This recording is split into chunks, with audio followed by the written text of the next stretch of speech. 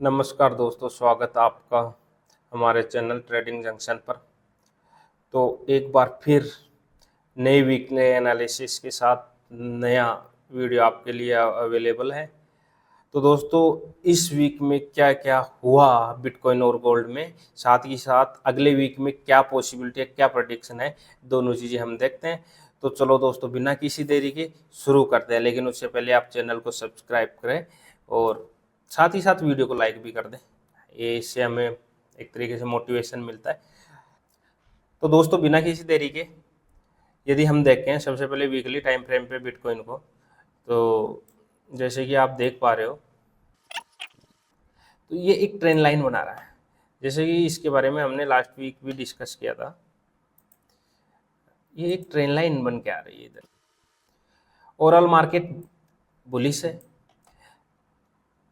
यदि बात करें हम हमारी कैंडल की, तो लास्ट वीक की कैंडल ईएमए का सपोर्ट लेकर बहुत ही बुलिश बनी थी। जैसे कि आप ये देख पा रहे हो, ये वाली कैंडल बहुत ही बुलिश कैंडल है, ईएमए का सपोर्ट लेके ऊपर की तरफ गई थी। लेकिन इसके बाद में हमने देखा था कि इस वीक में जो आने वाली वाला वीक था, लास्ट वीक एनालिसिस में, जो कि अपना करंट वीक है, इसमें हमने उम्मीद की थी कि ये यहाँ कहीं पे एक ग्रीन कैंडल बना सकता है बिटकॉइन। एक बार इसका मैं कलर चेंज कर देता हूँ, जस्ट मोमेंट। ठीक है, तो ये यहाँ पे हमने उम्मीद की थी कि ये इस वीक, आने वाली वीक में ये ग्रीन कैंडल बनाएगा और ये ऑल टाइम हाई को ब्रेक कर जाएगा। लेकिन अभी वैसा कुछ हुआ तो है, कैंडल तो बनी है ऊपर, लेकिन एट प्रेजेंट अभी जब मैं रिकॉर्ड कर रहा हूँ, ये एक डोजी कैंडल बनी हुई है। ये जैसे हम उम्मीद कर रहे थे ऐसी बननी चाहिए। तो ये अभी तो सैटरडे और संडे 2 दिन और है इस को क्लोज होने में, लेकिन अभी तक लास्ट 5 डेज में ये काफ़ी ऊपर भी गई है, नीचे भी काफ़ी अच्छा मूवमेंट किया। ऑल टाइम हाई के पास जाके वापस थोड़ा नीचे आ गई और ये थोड़ा नीचे भी गई है, फिर वापस पुल बैक ले लिया। तो अभी ये ओनली एकदम प्योर डोजी कैंडल बना रही है। तो पॉसिबिलिटी है अगले 2 वीक में ये ऊपर की तरफ बॉडी भी बना ले, और हो सकता है कि जैसे हमने लास्ट वीक एक्सपेक्ट की थी वैसी एक ग्रीन कैंडल, ऐसी जो मैंने ड्रॉ की है, ऐसी ग्रीन कैंडल एक और दिख सकती है। ठीक है दोस्तों, अब ये तो हो गई ये कि पॉसिबिलिटी क्या है, इसको ऑल टाइम हाई को ब्रेक करके जा सकता, लेकिन जो अब ईएमए का पर्सपेक्टिव है या फिर इन सबको देखते हुए, लेकिन एक पॉसिबिलिटी और है यहाँ पर, यदि ये यहाँ से इसको ब्रेक करता है तो हो सकता है ईएमए तक आए और फिर ऊपर जाए, ये भी पॉसिबिलिटी है। लेकिन ये पॉसिबिलिटी मेरे को बहुत कम लग रही है, क्योंकि ये ऑलरेडी ईएमए के ऊपर और ये डोजी है, ये कब ग्रीन कैंडल में कन्वर्ट हो जाएगी पता भी नहीं चलता, या फिर नेक्स्ट वीक में एक ग्रीन कैंडल हो सकती है। डोजी कैंडल का मतलब इनडिसीजन कैंडल हो गई है, जैसे कि आपको बताइए। तो ये तो था वीकली टाइम फ्रेम पे 75% चांस है कि ये इसको इस वीक में या तो ऑल टाइम हाई के आसपास क्लोज करेगा, या इसको ब्रेक भी कर सकता है, और बाकी कुछ प्रोबेबिलिटी तो ये भी रहती है कि रिवर्स भी ले ले। ये मार्केट है, कोई 100% कहीं भी सही नहीं हो सकता। ये तो वीकली टाइम फ्रेम पे था। यदि डे टाइम फ्रेम पे यदि हम देखें बिटकॉइन को, तो वही ईएमए का सपोर्ट लेके काफी ऊपर है, ऑल टाइम हाई के नियर बाई है। तो ये ही एक ग्रीन कैंडल मेरे को दिख रही है फिर से, मतलब एक ग्रीन तो नहीं, यदि डे टाइम फ्रेम पे देखेंगे तो 2-4 मतलब अच्छी कैंडल बनेगी। लेकिन ये ऑलरेडी ईएमए का सपोर्ट लेके ईएमए पे पुल बैक किया है, यदि डे टाइम पे फ्रेम पे देखें। तो ये देखो, यहाँ पे बहुत बुलिश अच्छी कैंडल बनी है। ये जो ये कैंडल है हमारी, ये जो ये कैंडल है, ये बहुत ही, जस्ट अ मोमेंट मैं इसको कर सकता हूँ एरो में। तो ये कैंडल है यहाँ पे, ये बहुत ही बुलिश कैंडल बनी है। ठीक है, अब इसका सेकंड कैंडल बनाई, थोड़ा ये ईएमए पे सपोर्ट ले रही है, जैसे इसकी नीचे की शेडो देख के लग रहा है कि ईएमए पे टच किया और सपोर्ट लेके ये वापस यहाँ पे शेडो बना रही है। तो ये काफ़ी अच्छी कैंडल बन रही है, तो हो सकता है ये इसको ब्रेक कर दे।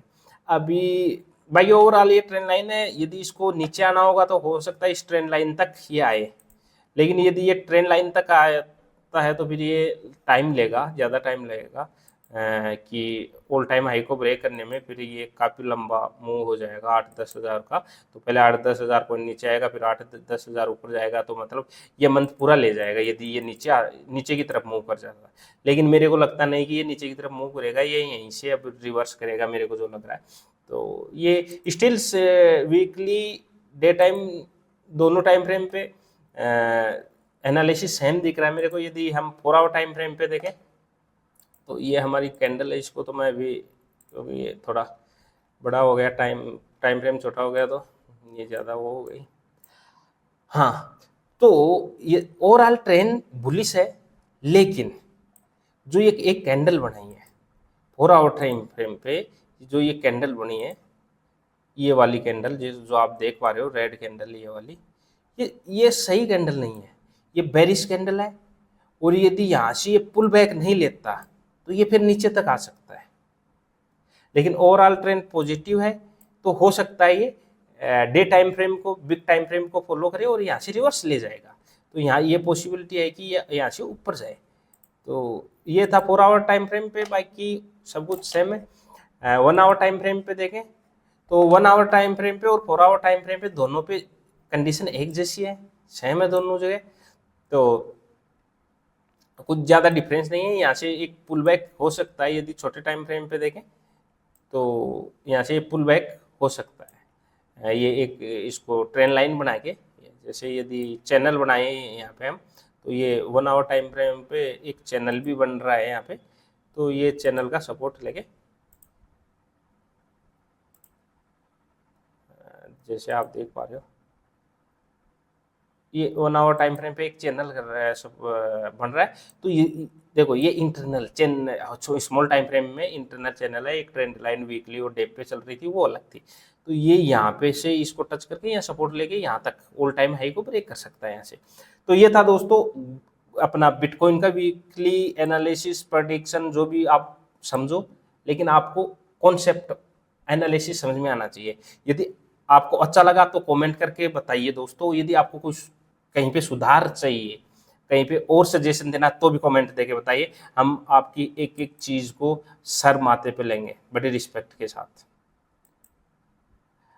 वो होते हैं, जैसे एक दुकानदार बोलता है कि ग्राहक ही भगवान है, वैसे हमारे लिए एक यूट्यूबर के लिए एक चैनल पर व्यूअर्स ही भगवान है, वो वाला सीन है।